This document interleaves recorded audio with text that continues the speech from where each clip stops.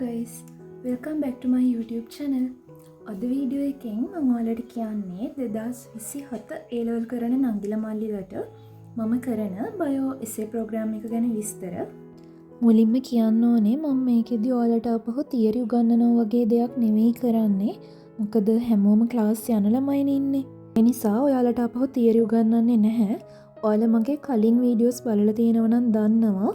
මම කිව්වා මම දවසකට බයෝ එසේස් දෙකක් එහෙම නැත්නම් තුනක් වගේ ලිව්වා කියලා. ඒ වගේම ස්ටඩි ප්ලෑනර් බුක් එක ගැන කරපු වීඩියෝ එක බලපු අය දන්නවා ඒකේ මම එසේස් ලියන එක මාක් කරන්න වෙනම පේජ් එකක් ඇඩ් කරලා තිබුණා. එතකොට එසේ ප්‍රෝග්‍රෑම් එකට ජොයින් වෙන අයට පුළුවන් ඒ පේජ් එක කම්ප්ලීට් කරගන්න. ඒ කියන්නේ මේකෙන් මම කරන්නේ ඔයාලට එසේස් ලියවන එක.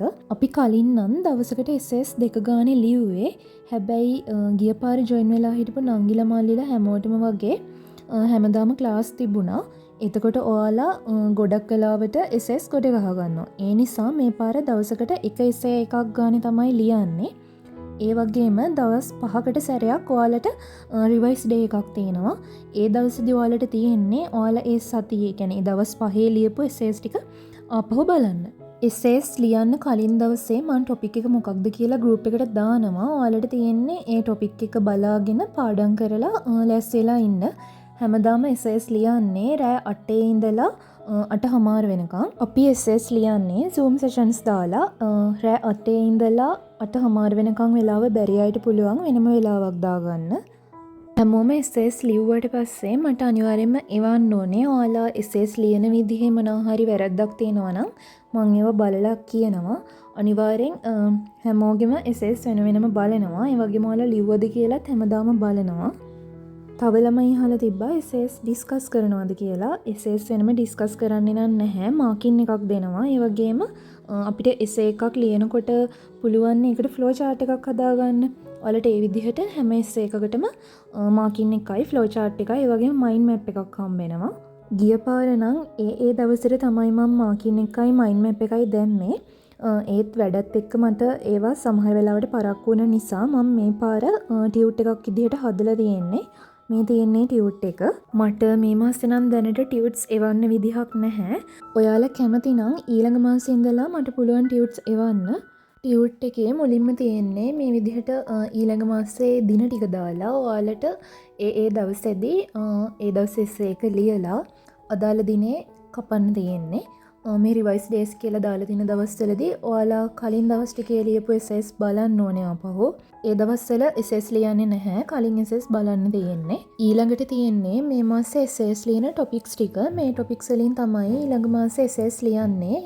ඔයාලා එක ටොපික් එකක් පාඩම් කරාට පස්සේ ඒ ටොපික් එක ඉස්සරහින් හරියක් දාන්න තියෙන්නේ.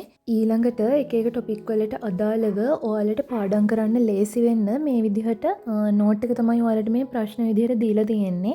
ඔයාලා පාඩම් කරන ගමන් මේ ප්‍රශ්න වලට උත්තර විදිහට ඔයාලට පාඩම් කරන්නත් පුළුවන්. එහෙම නැත්නම් පාඩම් කරලා ඉවර වෙලා මේ ප්‍රශ්න ටික ඔයාලට බලන්න පුළුවන්. ඔයාලට පාඩම් කරපුවම මතකද කියලා.